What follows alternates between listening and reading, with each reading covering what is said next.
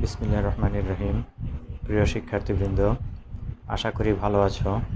তোমাদের ভালো থাকার প্রত্যাশায় আমি এএসএম কবির হোসেন, সহকারী অধ্যাপক, হিসাব বিজ্ঞান বিভাগ, শহীদ সরকারি কলেজ, মুক্তাগাছা, ময়মনসিংহ এর হিসাব বিজ্ঞান বিভাগ অনলাইন ক্লাসে সুস্বাগতম জানাচ্ছি। প্রিয় শিক্ষার্থীবৃন্দ, আমরা গত ক্লাসে সি পার্টের উপযোগী একটি ক্যাশ ফ্লো স্টেটমেন্ট নিয়ে আলোচনা করেছিলাম। আজকে আমরা সেই সি পার্টের প্রশ্নের উপযোগী আরও একটি ক্যাশ ফ্লো স্টেটমেন্ট নিয়ে আলোচনা করতে চাই। তো শুরুতেই আমরা ক্যাশ ফ্লো স্টেটমেন্টের জন্য যে তথ্যগুলো দেওয়া থাকে সেগুলো হলো দুটো ব্যালেন্স শিট এবং কিছু অ্যাডজাস্টমেন্ট। তো আমরা সেই দুটো ব্যালেন্স শিট নিয়ে আগে কথা বলি, তারপরে অ্যাডজাস্টমেন্টগুলো নিয়ে কথা বলবো এবং সর্বশেষ আমরা ক্যাশ ফ্লো স্টেটমেন্ট নিয়ে কথা বলবো। তো শুরুতেই আমরা ব্যালেন্স শিট দুটো নিয়ে কথা বলতে চাই। A limited comparative balance sheet as on 31 December. একটি হলো 2000 সাল, আরেকটি হলো 1999 সাল। তো আমরা দেখতে পাচ্ছি ক্যাশ 2000 সালে, অর্থাৎ 2000 সালে ক্যাশ হলো 44,500 টাকা এবং 1999 সালে ক্যাশ ছিল 52,000 টাকা।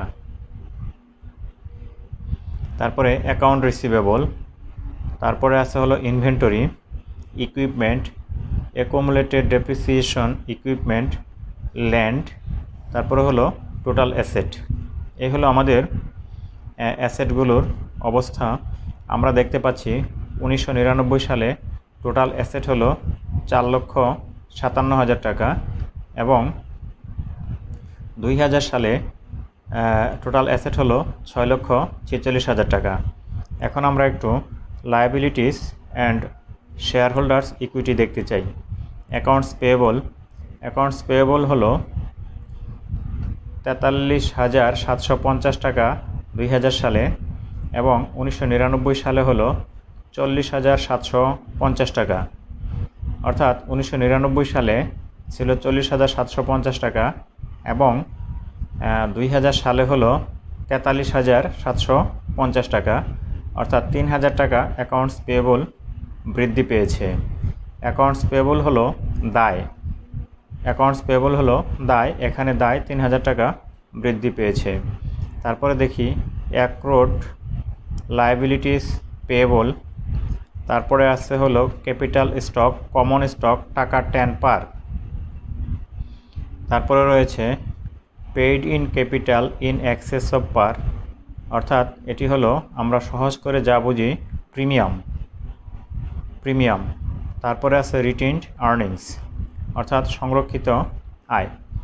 এইভাবে আমরা দেখতে পাচ্ছি লায়াবিলিটিস অ্যান্ড ওনার্স ইকুইটি বা শেয়ার হোল্ডার্স ইকুইটি মিলে টোটাল হলো 1999 সালে 4,57,000 টাকা এবং 2000 সালে হলো 6,46,000 টাকা।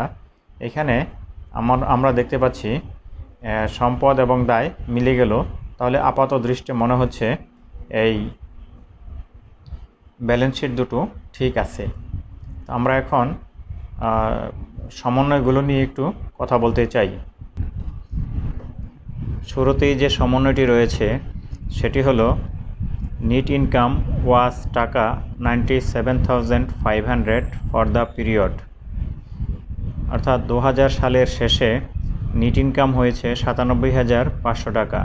ফুললি ডেপ্রিসিয়েটেড ইকুইপমেন্ট কস্টিং টাকা 15,000 ওয়াজ সোল্ড ফর টাকা 3,750 অ্যান্ড অ্যানাদার ইকুইপমেন্ট কস্টিং টাকা 1,12,500 ওয়াজ পারচেজড ইন ক্যাশ। অর্থাৎ সম্পূর্ণ অবচায়িত ইকুইপমেন্ট যার মূল্য হলো 15,000 টাকা, অর্থাৎ একটি ইকুইপমেন্ট বা অফিস সরঞ্জাম এটির পুরোটাই অবচয় হয়ে গেছে। অবচয় হওয়ার পরেও এটি বিক্রি হয়েছে ৩,৭৫০ টাকা, অর্থাৎ এই ৩,৭৫০ টাকা নগদের আন্তঃপ্রবাহ ঘটেছে। অ্যান্ড অ্যানাদার ইকুইপমেন্ট কস্টিং টাকা 1,12,500 ওয়াজ পারচেজড ইন ক্যাশ, এবং অন্য একটি ইকুইপমেন্ট বা সরঞ্জাম নতুন ক্রয় করা হয়েছে 1,12,500 টাকা দিয়ে। Depreciation expenses for the year was টাকা 30,000, চলতি বছরের অবচয় হলো 30,000 টাকা। Land was purchased in cash টাকা 60,000, 60,000 টাকা দিয়ে জমি ক্রয় করা হয়েছে। An additional 7,500 shares of common stock were issued for cash at টাকা 20 per share, total proceeds of টাকা 1,50,000, 7,500 সাধারণ শেয়ার বিক্রি করা হয়েছে, প্রতিটির মূল্য হলো 20 টাকা করে। ক্যাশ ডিভিডেন্ড অফ টাকা 60,000 ওয়ার ডিক্লেয়ার্ড অ্যান্ড পেড, 60,000 টাকা নগদ লভ্যাংশ ঘোষণা করা হয়েছে এবং প্রদান করা হয়েছে। Prepare a cash flow statement using indirect method, indirect method বা পরোক্ষ পদ্ধতিতে আমাদেরকে একটি ক্যাশ ফ্লো স্টেটমেন্ট প্রস্তুত করতে হবে। প্রিয় শিক্ষার্থীবৃন্দ, আমরা আগেই জেনেছি পরোক্ষ পদ্ধতিতে ক্যাশ ফ্লো স্টেটমেন্ট প্রস্তুত করতে গেলে নেট প্রফিট নিয়ে শুরু করতে হয়। তো নেট প্রফিট নিয়ে আমাদের অপারেটিং অ্যাক্টিভিটিস শুরু হবে। Cash flows from operating activities, net income, net income হলো 97,500 টাকা। তারপরে adjustment for non cash and non operating items, প্রথমে আসলো ডেপ্রিসিয়েশন এক্সপেন্স। ডেপ্রিসিয়েশন এক্সপেন্স এটি হলো নন ক্যাশ ট্রানজ্যাকশন। আমরা যখন নেট ইনকাম নির্ণয় করেছিলাম, এই নেট ইনকাম নির্ণয় করার সময় এই অনগদ খরচকে আমরা খরচ বাদ দিয়েছিলাম, কিন্তু ক্যাশ ফ্লোর দৃষ্টিকোণ থেকে অনগদ খরচ বলে গণ্য হবে না। তাই আমরা যখন ক্যাশ ফ্লো স্টেটমেন্ট প্রস্তুত করব, তখন এই অনগদ খরচকে আবার নেট ইনকামের সাথে যোগ করে দিতে হবে। তারপর হলো gain on sell of equipment. Gain on sell of equipment এটিও অপারেটিং অ্যাক্টিভিটিজের আইটেম নয় বা অপারেটিং অ্যাক্টিভিটিজের হিসাব নয়। কারণ হলো এই gain on sell of fixed asset বা ইকুইপমেন্ট এটি আমরা ইনভেস্টিং অ্যাক্টিভিটিজে ক্যাশ ইনফ্লো হিসাবে দেখাবো, কিন্তু আমরা যখন ইনকাম স্টেটমেন্ট প্রস্তুত করেছিলাম তখন এই গেইনটিকে আয় হিসাবে গণ্য করেছিলাম এবং নেট লাভের সাথে যোগ করেছিলাম। এখন যেহেতু এটিকে আমরা অপারেটিং অ্যাক্টিভিটিসে ইনভেস্টিং অ্যাক্টিভিটিসে দেখাবো, সেহেতু এটিকে অপারেটিং অ্যাক্টিভিটিস থেকে বাদ দিয়ে দিতে হবে। ডিক্রিজ অফ অ্যাকাউন্ট রিসিভেবল, চলতি সম্পদ হ্রাস। চলতি সম্পদ হ্রাস হলে এটি আমাদের নেট ইনকামের সাথে যোগ করতে হয়। আবার চলতি সম্পদের বৃদ্ধি হলে এটি নেট ইনকাম থেকে বিয়োগ করতে হয়। সেই জন্যই ইনক্রিজ অফ ইনভেন্টরি 55,000 টাকা ইনভেন্টরি বা মজুত পণ্য বৃদ্ধি পেয়েছে, এটি চলতি সম্পদের বৃদ্ধি। চলতি সম্পদের বৃদ্ধি হলে আমাদের নেট ইনকাম থেকে বাদ দিতে হয়। ইনক্রিজ অফ অ্যাকাউন্টস পেয়েবল, চলতি দায় বৃদ্ধি পেলে নেট ইনকামের সাথে যোগ করতে হয় এবং চলতি দায় হ্রাস পেলে নেট ইনকাম থেকে বিয়োগ করতে হয়। তাহলে এখানে অ্যাকাউন্টস পেয়েবল চলতি দায় এটি ইনক্রিজ হয়েছে 3,000 টাকা, তাই আমাদের নেট ইনকামের সাথে যোগ করতে হয়েছে। Decrease of accrued liabilities payable, এই অ্যাক্রুড লায়াবিলিটিস যেহেতু চলতি দায় এটি কমেছে, সেই জন্য এটিকে বিয়োগ করতে হলো। এইভাবে আমরা দেখলাম নেট ইনকামের সাথে অ্যাডজাস্টমেন্টের যে হিসাবগুলো, সেইগুলো যদি আমরা নিট করি তাহলে দেখা যাচ্ছে 26,250 টাকা আমাদের 26,250 টাকা এটি নেগেটিভ ফিগার বা মাইনাস ফিগার এসেছে। অর্থাৎ এই বছরে এই অ্যাক্টিভিটিসগুলোর মাধ্যমে আমাদের ক্যাশের বহির্প্রবাহ হয়েছে, আর নেট ইনকামের মাধ্যমে 97,500 টাকা আন্তঃপ্রবাহ হয়েছিল। সেই আন্তঃপ্রবাহ থেকে বহির্প্রবাহ বাদ দিলে আমাদের 71,250 টাকা এটি net cash provided by operating activities, অর্থাৎ অপারেটিং অ্যাক্টিভিটিসের মাধ্যমে আমাদের আমাদের ৭১,২৫০ টাকা আন্তঃপ্রবাহ হয়েছে। এরপরে আমরা একটু দেখতে চাই ইনভেস্টিং অ্যাক্টিভিটিস। ইনভেস্টিং অ্যাক্টিভিটিসেই প্রথমে রয়েছে cash from sale of equipment ৩,৭৫০ টাকা। আমরা যেটিকে বলেছিলাম ইনভেস্টিং অ্যাক্টিভিটিস, এবং এটিকে ইনভেস্টিং অ্যাক্টিভিটিসই দেখানো হলো। আর এটিকে আমরা অপারেটিং অ্যাক্টিভিটিস থেকে gain on sell of equipment হিসাবে বাদ দিয়ে আমরা এখানে ইনভেস্টিং অ্যাক্টিভিটিসে এটিকে দেখাচ্ছি। তারপর হলো purchase of land in cash ৬০,০০০ টাকা, purchase of equipment in cash. তাহলে এখানে মোট 3টি অ্যাক্টিভিটিস রয়েছে। এর মধ্যে 2টি অ্যাক্টিভিটিসের মাধ্যমে ক্যাশের আউটফ্লো হয়েছে এবং 1টি অ্যাক্টিভিটিসের মাধ্যমে ক্যাশের ইনফ্লো হয়েছে। তাহলে এখান থেকে নিট ক্যাশ আউটফ্লো ১,৬৮,৭৫০ টাকা, ১,৬৮,৭৫০ টাকা এটি নিট আউটফ্লো হয়েছে এই অ্যাক্টিভিটিসের বা ইনভেস্টিং অ্যাক্টিভিটিসের মাধ্যমে। এবার আমরা একটু দেখতে চাই cash flows from financing activities.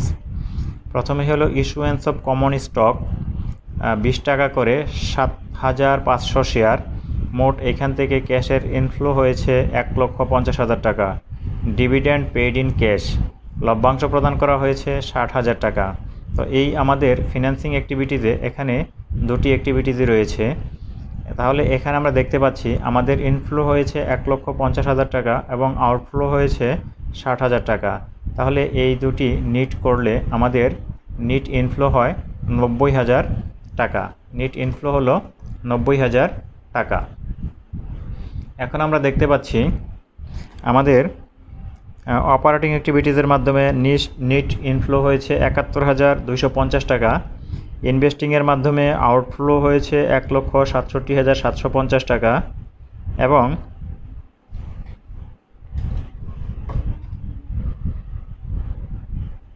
Financing অ্যাক্টিভিটিসের মাধ্যমে আমাদের নিট ইনফ্লো হয়েছে ৯০,০০০ টাকা।